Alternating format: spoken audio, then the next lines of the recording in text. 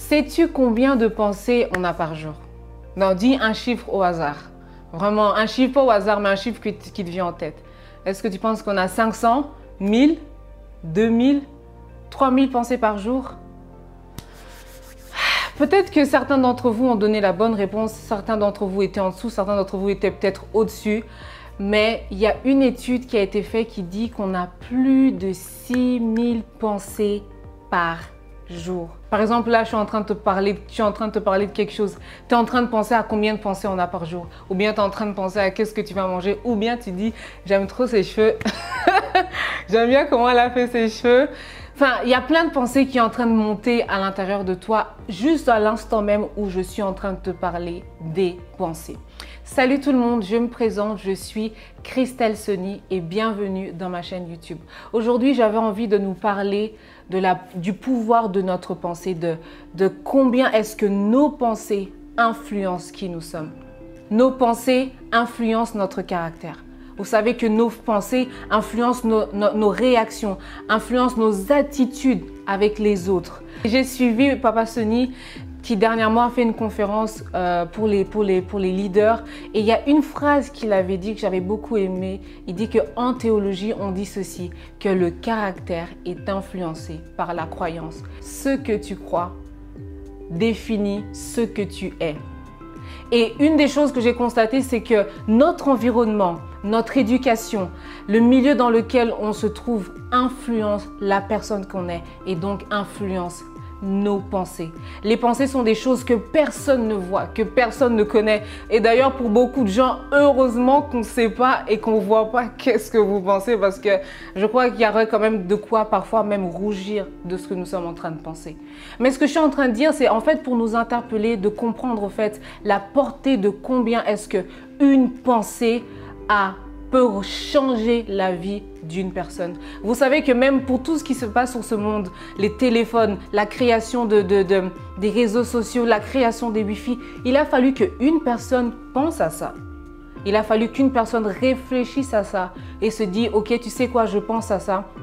Alors, qu'est-ce que je fais? Je mets ce qu'il faut. Je mets des choses en place pour créer ce que ma pensée a créé à l'intérieur. Ce qui est invisible par ma pensée, je l'ai rendu visible en le créant, en mettant des choses ensemble, en assemblant des choses. C'est vraiment pour nous interpeller sur ce que nos pensées peuvent avoir comme impact et effet sur nous. Il y a beaucoup d'entre nous, nous avons tellement de pensées qui nous environnent. On a parfois même l'impression qu'en fait, nos pensées sont plus fortes que nous. Où je suis submergée par des pensées. J'ai l'impression que ces pensées sont trop fortes. J'aimerais rassurer quelqu'un au travers de cette vidéo. Je crois que vous recevrez la délivrance des pensées que vous avez l'impression qui sont oppressantes pour vous. Et il y a une personne, peut-être que certains vous la connaissez ou d'autres non, c'est une femme dans la Bible, une femme pour moi courageuse. Une femme qui a eu une histoire extraordinaire. On ne dit pas beaucoup de son histoire, mais on nous raconte ce que cette femme a fait, qui a fait que ça a complètement, radicalement changé sa vie. Cette femme, c'est la femme à la perte de sang. Cette femme était souffrante depuis des années. La Bible dit même qu'elle a tout fait. Elle a été voir des docteurs. Elle a tout fait. Et même, on dit même qu'elle s'est ruinée et même que son cas était même devenu même pire avec tout ce qu'elle a fait, les efforts qu'elle a fourni. Mais il y a une chose que cette femme a fait qui a changé sa vie. Elle a pensé à l'intérieur d'elle-même. Si je pouvais simplement toucher le pan de sa robe, je serais guérie. Et par cette pensée qu'elle avait eue, elle s'est mise en action. Elle est partie, elle a touché le pan de Jésus. Qu'est-ce qui s'est passé? Elle a été instantanément guérie. Et ça, c'est la même chose. C'est qu'au fait, il y a un moment où tu décides de prendre les pensées qui vont changer ta vie. De ne pas laisser que tes pensées viennent te diminuer ou te rabaisser, mais choisis de prendre des pensées qui changent ta vie. J'ai un exemple qui moi, parlant de ma propre personne, c'était il y a quelques jours, mon mari et moi, on avait passé par des moments qui n'étaient pas vraiment faciles et j'avais l'impression que c'était de l'injustice par rapport à cette situation. Je me sentais vraiment mal et à chaque fois que je pensais à ça, directement, j'avais comme une boule dans mon ventre, mon cœur était lourd.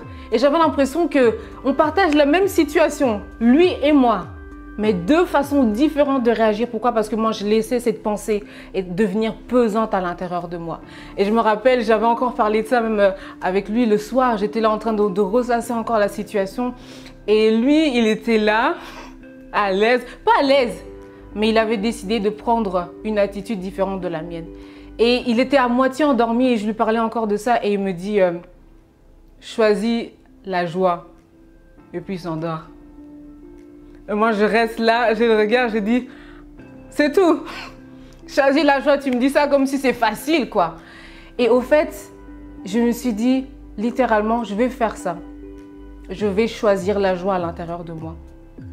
Et au fait, c'était pas facile parce que la pensée, parfois, voulait revenir. C'est comme si, c'était vraiment comme on dit, la bataille des pensées à l'intérieur de ma tête. Je devais choisir la joie, je devais choisir de ne pas garder cette pensée, rester à l'intérieur de moi.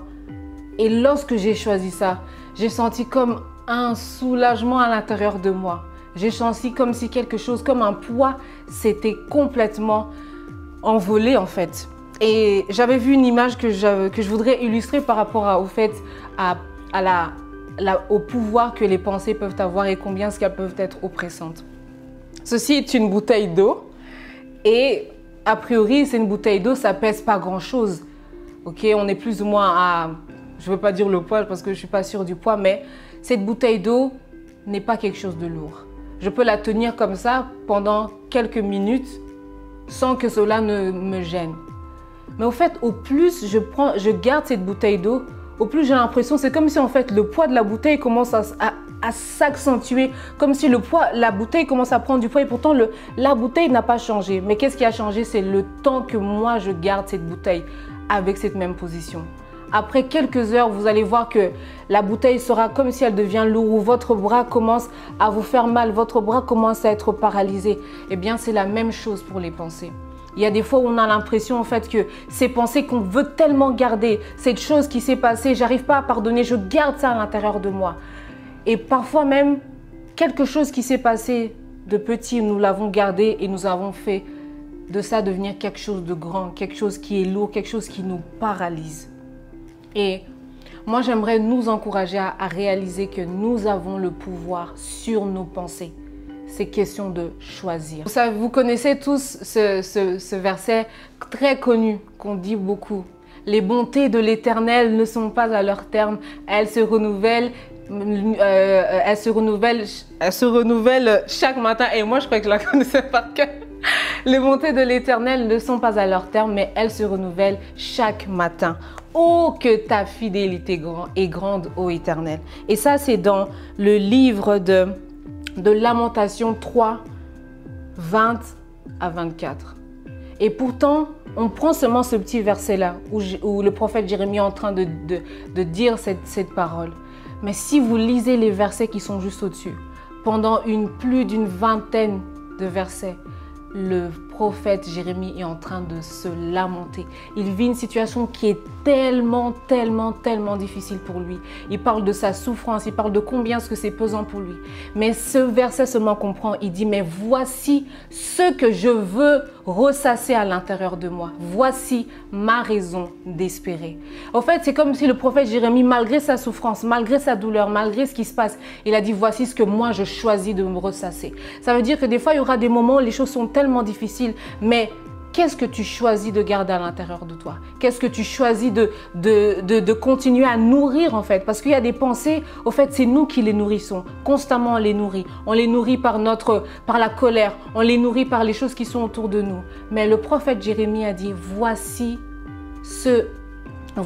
ma raison d'espérer. Que les bontés de l'Éternel, et oui, ne sont pas à leur terme, mais elles se renouvellent chaque matin. Mais maintenant, comment changer nos pensées? Comment faire que les pensées qu'on a autour de nous, qui sont tout le temps en train de graviter autour de nous, comment arriver à passer au-dessus de ces pensées? La Bible nous dit dans Romains 12 à 2, Romains 12, 2, Romains 12, 2 nous dit ceci. Ne vous conformez pas aux habitudes de ce monde, mais laissez Dieu vous transformer et vous donner une intelligence nouvelle. Vous pourrez alors discerner ce que Dieu veut, ce qui est bien, ce qui lui est agréable et ce qui est parfait. Vous voyez ce que l'apôtre Paul dit aux Romains ici? Il leur dit ne vous conformez pas aux habitudes de ce monde, mais laissez Dieu vous transformer et vous donner quoi? Une nouvelle intelligence. C'est possible de demander à Dieu de vous donner une nouvelle façon de réfléchir, une nouvelle façon de penser. Et encore une fois, pour revenir sur la conférence que Papa Sonia avait donnée, il parlait de ce qui était du lavage de cerveau. Vous savez, parfois on utilise le terme lavage de cerveau comme quelque chose de très négatif. Et pourtant, ici, le renouvellement de l'intelligence, c'est presque comme si on est en train de parler d'un lavage de cerveau, de changer en fait combien ce que notre cerveau est en train de réfléchir, de décider au fait que voilà comment est-ce que je suis en train de réfléchir. Voilà comment, Seigneur, j'aimerais que tu puisses m'aider à réfléchir maintenant. Et qu'est-ce qui nous aide à faire ça? C'est de nous plonger dans la parole de Dieu, de lire la parole de Dieu, de la méditer, de la connaître, de la mémoriser, de suivre des prédications, d'avoir des temps dans la présence de Dieu, de changer réellement notre intelligence, de changer les pensées qui étaient là et de mettre des nouvelles pensées, d'être transformés.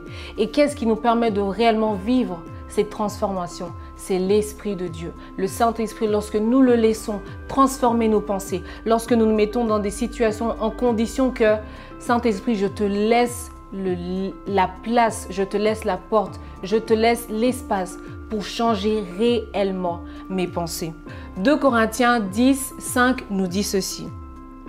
Nous renversons les raisonnements et toute hauteur qui s'élève contre la connaissance de Dieu et nous amenons toute pensée captive à l'obéissance de Christ.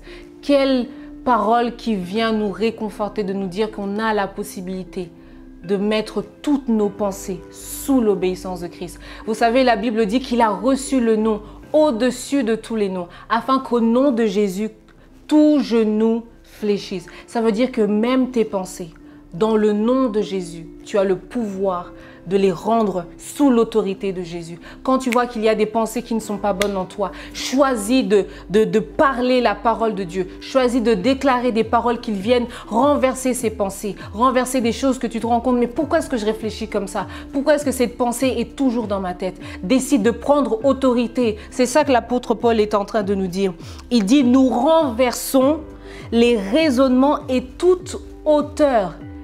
Quand tu veux renverser quelque chose, ça veut dire que toi, tu as plus de force que la chose que tu essaies de renverser. C'est impossible pour toi de renverser quelque chose qui est plus lourd que toi. Parce qu'en fait, tu vas te rendre compte que ce n'est pas possible. Mais si l'apôtre Paul dit « nous renversons », ça veut dire que nous avons ce pouvoir. Pourquoi nous l'avons? Par l'autorité de Jésus-Christ.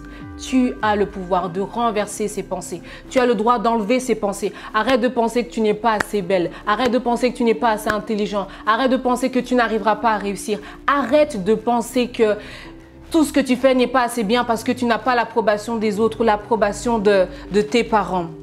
Arrête de penser que tu n'y arriveras pas, mais décide de croire en ce que Dieu te dit. Décide de croire en la parole de Dieu. Décide de t'imprégner de ce qui est vrai, de ce qui est juste, de ce qui est honorable et digne d'approbation. Seigneur, je prie pour ce frère et pour cette sœur, pour cette personne qui en ce moment est en train de suivre cette vidéo et qui a du mal à avoir le dessus sur ses pensées. Seigneur, comme je l'ai lu, tu nous as dit dans ta parole que nous renversons les forteresses. Et quand je l'ai dit, Seigneur, pour renverser quelque chose, cela veut dire que tu es plus fort que la chose que tu veux renverser. Seigneur, nous ne c'est pas par notre propre force que nous renversons, mais c'est par la puissance de l'autorité que toi tu nous as donnée. Alors donne-nous, Seigneur, d'arriver à être de ces personnes qui remportons la bataille des pensées. Chaque jour, lorsque des pensées viennent nous assaillir, chaque jour, lorsque des pensées viennent essayer de contrôler notre façon d'être, Seigneur, nous voulons proclamer ta parole.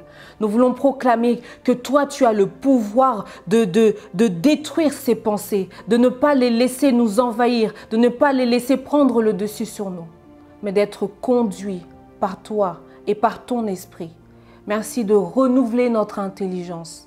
Merci de nous aider à voir dans nos pensées que ce qui est vrai, ce qui est juste, honorable, digne d'approbation, que ces choses-là soient l'objet de nos pensées. C'est dans le puissant nom de Jésus que nous avons ainsi prié. Amen. J'espère en tout cas que cette vidéo vous a béni et on se retrouve très bientôt pour une prochaine vidéo. Que Dieu vous bénisse.